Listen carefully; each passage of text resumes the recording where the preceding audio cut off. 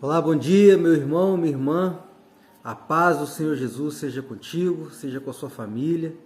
Estamos aqui juntos mais uma vez para começarmos mais um devocional, um momento que nós temos, que nós reservamos para estar diante do Senhor, para meditar na palavra do Senhor, para orar, se colocar diante dele, porque o local mais alto que o ser humano pode chegar é prostrado aos pés do Senhor. Esse é o ponto mais qualificado, é a posição mais grandiosa que um ser humano pode chegar, é prostrado diante do Senhor. Porque uma vez prostrado diante do Senhor, nós estamos diante do Deus Todo-Poderoso e fazendo conforme a vontade dele. E ele é um Deus que é digno de toda honra e todo louvor e toda adoração. E prostrados nós adoramos ao Senhor e essa substância que alimenta a nossa relação, a adoração. Estando aqui na presença do Senhor todos os dias, fazendo esse devocional, buscando aí na palavra conhecimento, inteligência e sabedoria, nós possamos ativar o nosso espírito para que ele fale conosco todas as vezes que nós tivermos alguma necessidade, que o Espírito Santo interceda por nós. Então, hoje nós damos continuidade ao nosso devocional. Hoje eu vou abordar o conteúdo que está em Atos 9. Esse capítulo é um capítulo que guarda a conversão do maior missionário da história, do homem que ocupa mais da metade de todo o conteúdo do Novo Testamento. Você sabe quem é? Pois é. Hoje nós estaremos falando a respeito de Paulo, que inicialmente se chamava Saulo, enquanto era perseguidor da igreja. E nós vamos ver como que uma pessoa que era totalmente contrária a Deus, um perseguidor de Deus, e de repente o Senhor o chama, o toma pela mão e o arrebata para o seu reino. E isso demonstra o quanto nós, a despeito da posição que estamos, do quão sujo nós estamos, do quão distante do Senhor, do quão pecadores nós somos, Deus tem para nós uma oportunidade. Deus tem para nós, até o último suspiro, uma possibilidade de conversão, uma possibilidade de entregar a vida para Ele, para que nós possamos estar como diante dEle todos os dias da nossa vida. E isso Saulo nos mostra com a sua conversão. Um homem que perseguia a igreja, um homem que foi por meio dele, do grupo dele, que o primeiro mártir da igreja foi apedrejado. Nós lemos nos capítulos anteriores a respeito do apedrejamento de Estevão, um dos 7 diáconos que foram levantados pelos apóstolos para cuidar dos órfãos, das viúvas, dos estrangeiros, ali na igreja nascente, na igreja primitiva de Jerusalém. E esse Estevão foi apedrejado pelo grupo, chefiado, capitaneado por Saulo, um fariseu educado aos pés de Gamaliel no templo de Jerusalém. E Saulo, um perseguidor da igreja, busca no sumo sacerdote, na cúpula religiosa, que era detentor ali de um poder político muito grande, inclusive um poder de polícia, e busca com eles cartas para que ele fosse em toda a região, nos confins de Israel, lembrando que Israel nesse momento era composta por 3 grandes territórios, ali onde ficava Jerusalém, era a Judéia, subindo ao norte Samaria, onde tem o Monte Gerazim, e por fim a gente tem o território da Galileia, onde tem Nazaré, onde Jesus nasceu, onde tem o Mar da Galileia. Do outro lado do Mar da Galileia tem a terra dos Gadarenos, que fala lá a respeito da conversão do Gadareno, enfim. Então ele queria buscar em todo o território, em toda a expansão de Israel, perseguir a igreja, arrebatar os crentes e os encerrar na prisão. E assim ele foi e conseguiu as cartas, e ele pegou o grande agrupamento dele de soldados ali e foi para Damasco. E no caminho de Damasco algo muito importante acontece, que é mudar a história de Saulo. Eles indo ali no caminho a Damasco, Damasco na cidade, E naquele caminho, de repente, um grande resplendor de luz aparece, aquele clarão, né? E os cavalos assustam e Saulo é jogado para trás. E quando ele olha para aquele clarão, ele fica instantaneamente cego. E aí vem uma voz do céu dizendo o seguinte: Saulo, Saulo, por que tu me persegues? E todo aquele agrupamento não via nada além da luz, né? Mas ouviam a voz. Tanto Saulo quanto os demais estavam com ele. Mas somente Saulo, né, identificou que aquela voz era direcionada a ele. Né? Saulo, Saulo, por que tu me persegues? Até quando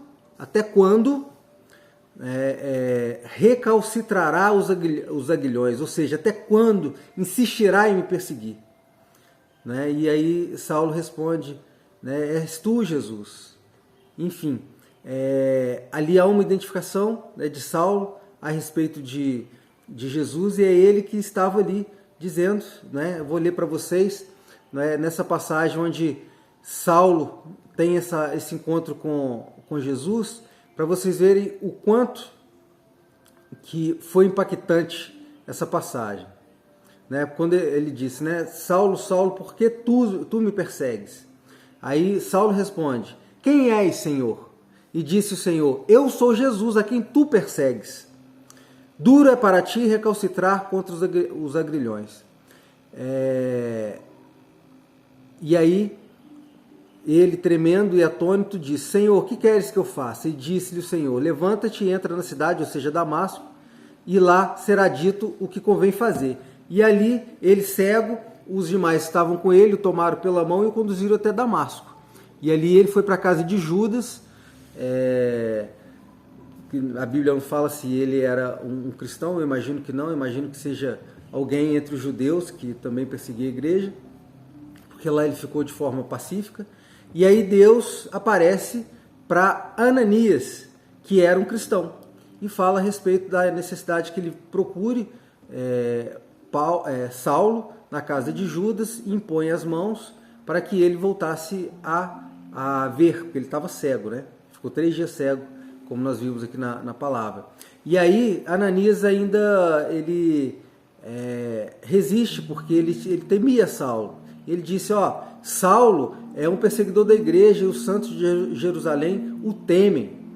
Né? Mas Deus disse que, né, ele era vaso escolhido, e por ser um vaso escolhido, né, ele iria diante dos reis, dos gentios e dos filhos de Israel. Né? Então Ananias obedece, entra na casa de Judas e impõe as mãos sobre Saulo, ora por ele, né? E aí a Bíblia diz que escamas dos olhos dele caíram naquele momento, ele voltou a enxergar, e a palavra diz que a partir daí, né, ele foi batizado, e sendo batizado ele já instantaneamente começou, né, o processo de evangelismo dele. Interessante que ele foi um grande missionário que viajou por toda a Ásia daquele tempo, né, ali no Oriente Médio.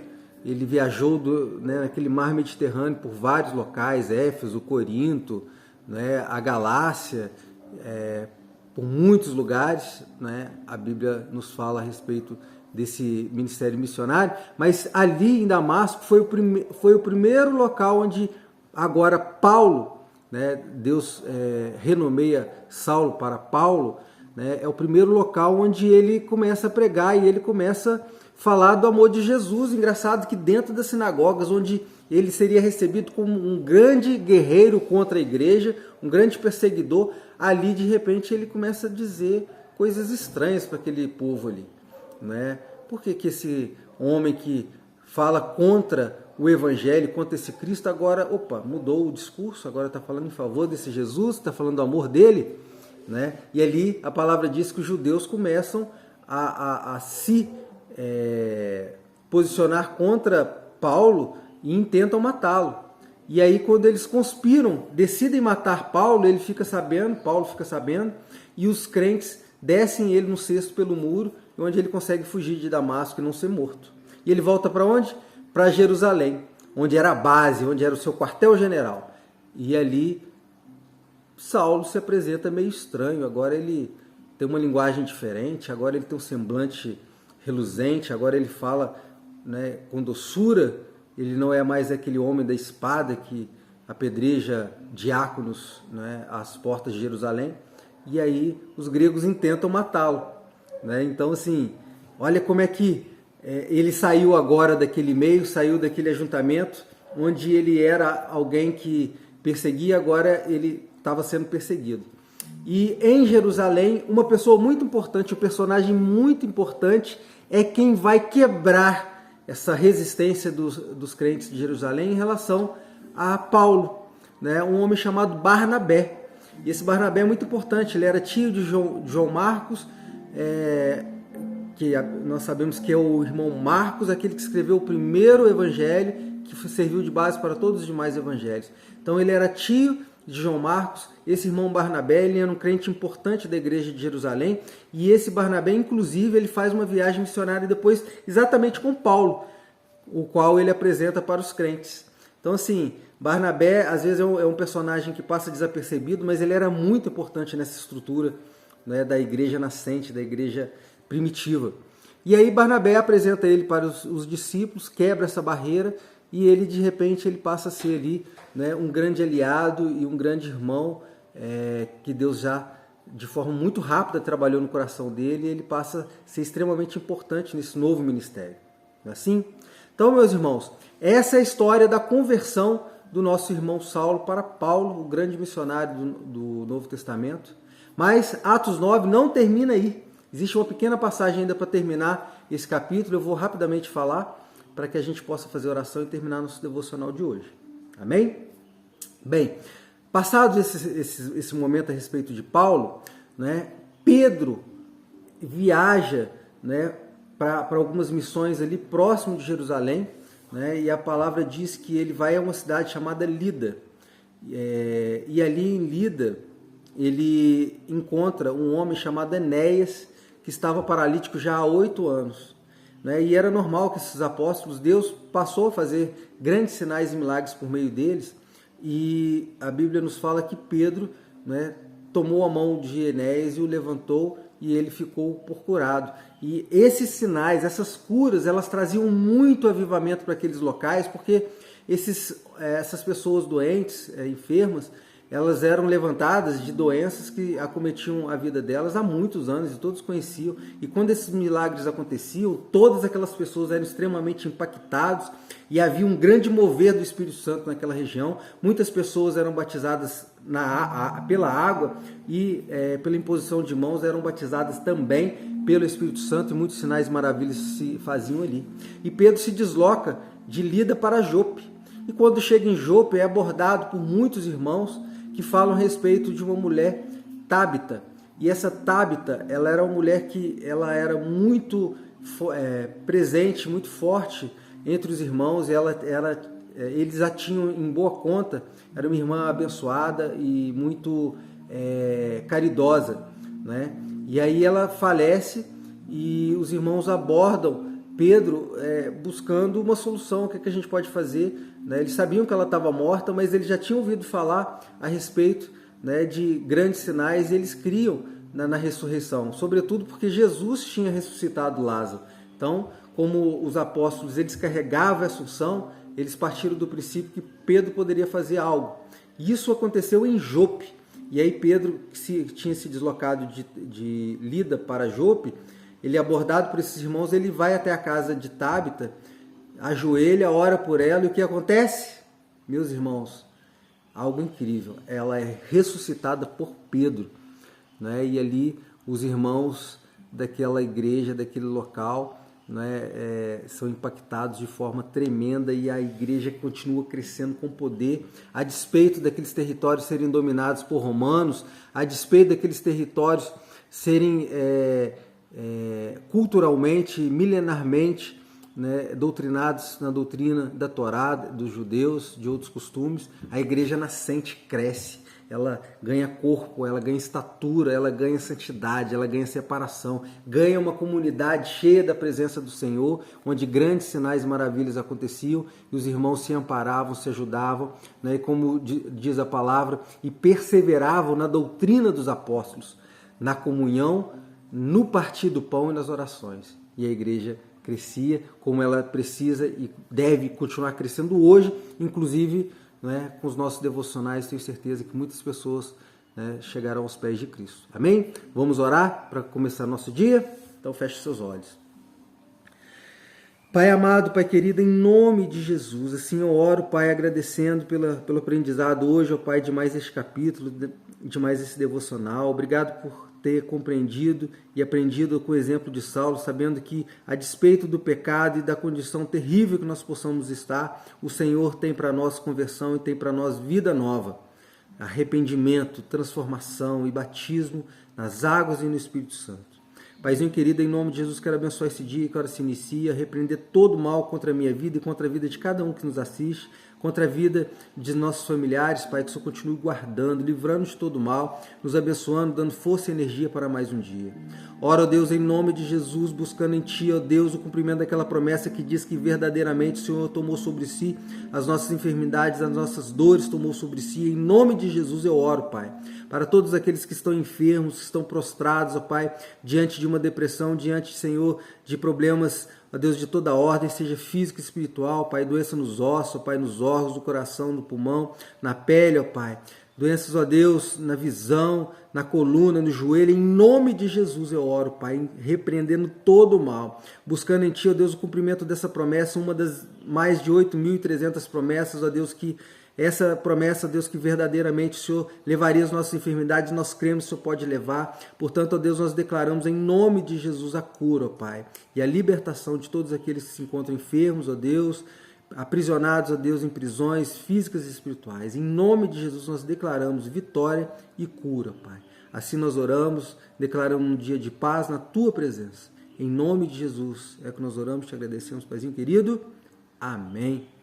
Meu irmão, minha irmã, o seu compromisso é só estender essa corrente para mais pessoas. Clica aí no botãozinho compartilhar, joga para todos os grupos de WhatsApp e não esquenta, porque a Bíblia nos manda fazer a nossa parte, porque o convencimento é pelo Espírito Santo.